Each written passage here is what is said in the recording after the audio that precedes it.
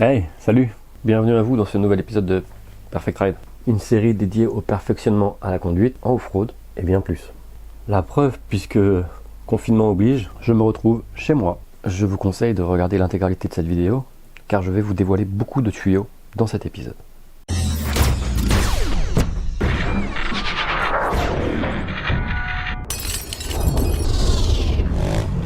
Au programme de cet épisode, le bivouac en sortie off-road, mais aussi en road trip. Vous le savez, si vous me suivez depuis au moins 6 mois, je suis un motard qui a la bougeotte. Et je voudrais vous conseiller à travers cette vidéo si vous aussi vous aimez voyager à moto. Et on va voir en détail dans cette vidéo ce que j'utilise et surtout pourquoi. Alors premièrement, moi je suis quelqu'un qui voyage léger.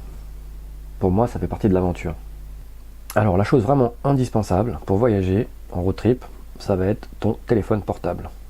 Le téléphone portable c'est quasiment devenu indispensable. Aujourd'hui avec ce petit boîtier, ce petit carré, on est capable de téléphoner, envoyer des messages, avoir un lien sur internet, mais aussi tracer un itinéraire, que ce soit sur la route ou par les chemins, grâce à différentes applications. Si tu arrives un problème, tu es capable de résoudre beaucoup de problèmes grâce à ce petit boîtier.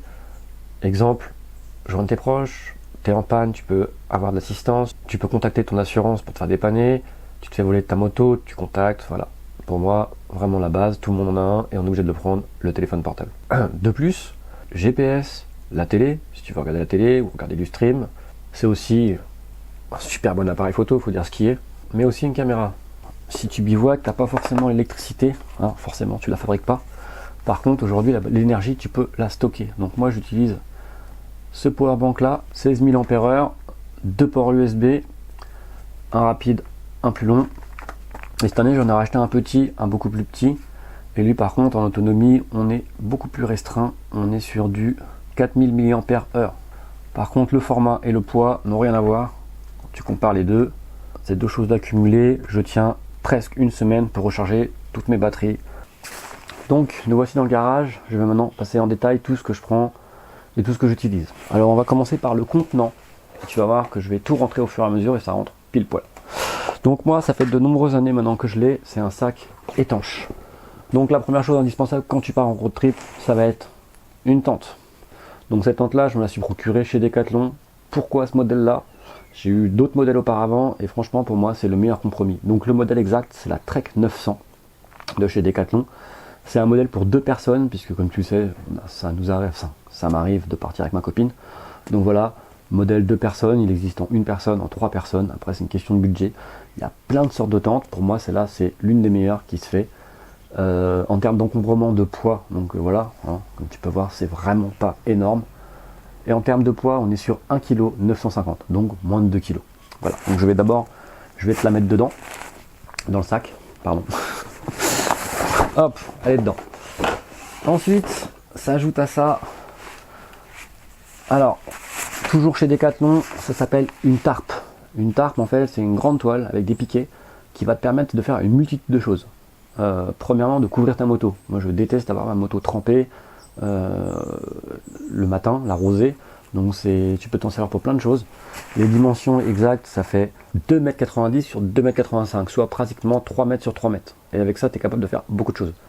Tu as une galère sur la route, tu la déplies, ça te permet par exemple de poser toutes les pièces de ta moto que tu vas démonter. Moi ça ne me dérangerait pas d'éclater le moteur, de sortir le moteur et te le démonter en plein milieu des Pyrénées, il n'y a pas de problème, tu me connais. Donc voilà, hyper pratique, ça coûte même pas 20 balles, pareil chez Decathlon, c'est nickel. Dans le sac. Alors, ensuite, moi je suis un grand fan de chez Decathlon. Un sommier gonflable. Voilà, donc t'as pas besoin de t'embêter, un peu de poumon, tu gonfles ça, moins de 5 minutes et tu dors super bien dessus. Dans le sac.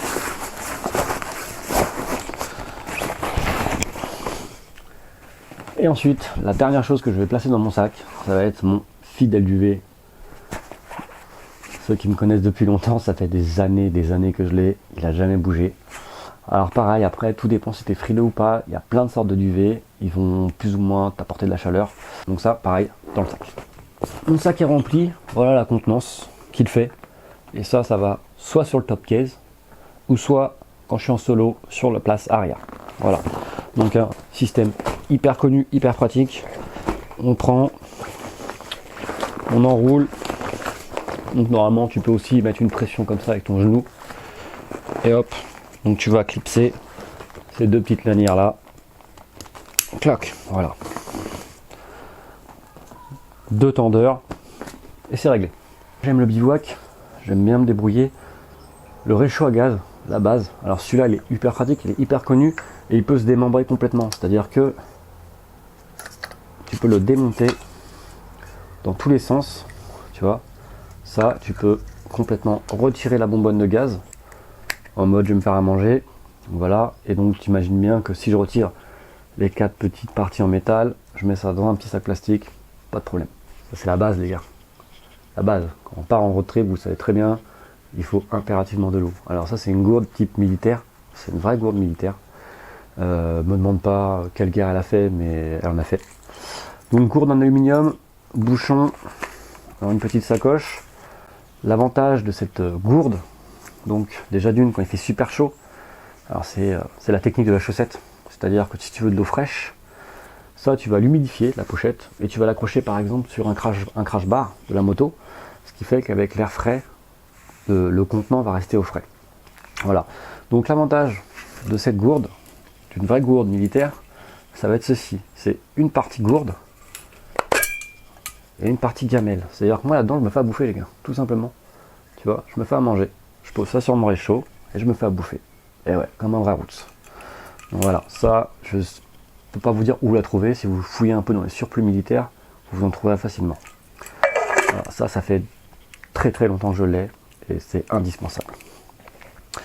Donc ça, en général, c'est plutôt sur le crash bar de la moto. Pareil, systématiquement, j'embarque ça. Petite sacoche de réservoir, donc en général là-dedans, je vais mettre mon itinéraire, si je suis un itinéraire bien précis, ou alors je vais suivre mon téléphone portable, comme je t'ai expliqué tout à l'heure, pour suivre mon itinéraire. Dans la petite sacoche, je vais pas t'expliquer les bienfaits de la sacoche, hein. Ça c'est propre à chacun, faites comme vous voulez, mais je trouve ça accessible, donc en général, portefeuille, carte bleue, papier et compagnie, dedans. Et dans cette sacoche, j'ai plein de choses à vous montrer. Alors là, elle est vraiment très loin d'être pleine, tu vois, le minimum. Alors, dans cette sacoche, j'ai à portée de main, lampe frontale. Donc en général, j'en prends deux. Je prends deux lampes frontales et une deuxième lampe à main, alors qui est ultra puissante et qui en plus fait taser, au cas où on m'embrouille, moi, j'ai pas le temps. Ok, ensuite, outil indispensable quand tu pars en bivouac, ton petit marteau. Pourquoi je le mets là? Pour l'avoir à portée de main, tout simplement. Parce qu'au moins je le range là, je sais où il est. Un briquet, très pratique, allumer ton réchaud ou autre. Un stylo, hyper pratique. Les boules caisses, alors si tu as l'habitude de rouler, que tu as un casque de mauvaise qualité, moi le premier, je déteste le bruit du vent quand tu t'enchaînes des kilomètres et des kilomètres. Bouchon d'oreille, la base, c'est juste parfait. Couteau, alors on peut appeler ça un couteau suisse, mais c'est un couteau multifonction où dessus j'ai tout, hein. Le couteau, le tournevis cruciforme, indispensable, le tire-bouchon, tournevis plat, décapsuleur, ciseaux, bref, la totale. Donc ça c'est pareil, outil indispensable. Et je retrouve pas l'autre bout, mais ça tu connais, c'est la fourchette. Donc il y a deux bouts, il y a un couteau sur l'autre partie, une petite cuillère. Et sur cette partie-là, donc elle doit être rangée, j'ai juste la flemme de la trouver. Décapsuleur, tire-bouchon, voilà. Ça, pareil, indispensable.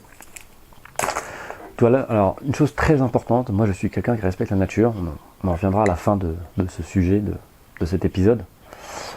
Ceci est une boîte, oui, effectivement. Donc c'est une boîte en cendrier, en fait, tout simplement. Moi je fume, mes mégots, je les mets jamais par terre. Je les mets dans cette boîte là, hop, complètement hermétique, dans le sac, voilà. On en a fini pour la sacoche de réservoir, on a fini avec le sac. Maintenant je vais te montrer aussi 2-3 choses pendant qu'on est dans le garage qui sont indispensables à embarquer avec toi quand tu pars en road trip.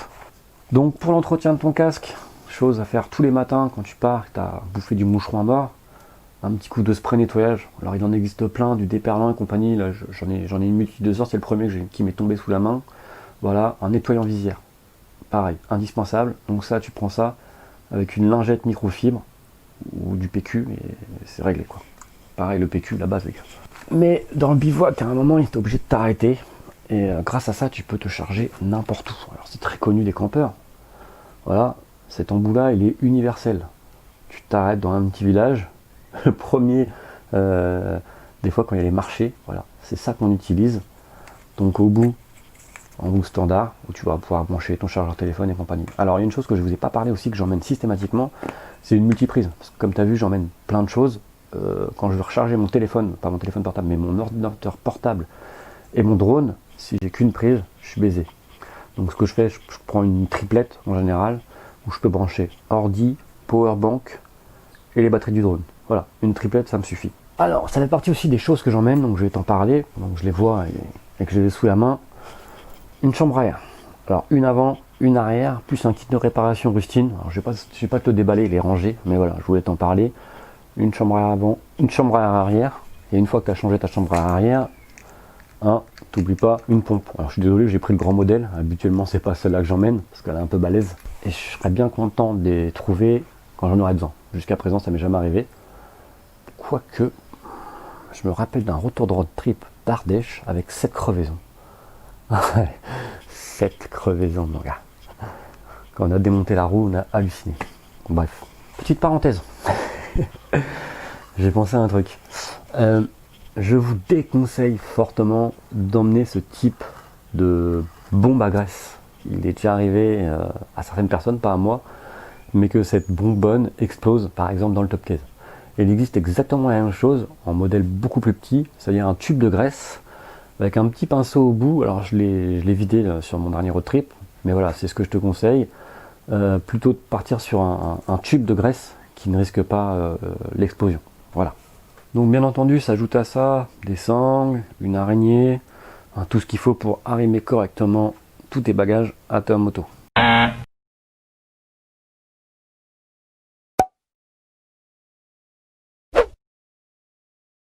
Donc la dernière partie maintenant, ça va être concernant les fringues, comment je les range, et je vais te donner une petite technique toute simple et qui est connue, très très connue des trackers, ceux qui font du tracker, pas... Caleçon, chaussettes, t-shirt, les choses indispensables qu'on va remplacer et changer tous les jours. Donc la petite technique c'est, je prends mon caleçon, je le plie en 3, les chaussettes dedans, je roule comme ceci, je prends mon t-shirt qui était plié en 3 dans la longueur et je roule aussi mon t-shirt, enfin je roule, voilà, et ça dans un sac plastique. Je préfère largement le bivouac au camping. Des fois, alors le dernier road trip que j'ai fait avec ma copine, c'était plus du camping question confort. Maintenant je sais qu'elle aime ça, ça sera que du bivouac. Une chose très importante, le bivouac en France c'est autorisé. Je voulais vraiment vous en parler, c'est vraiment quelque chose de très important.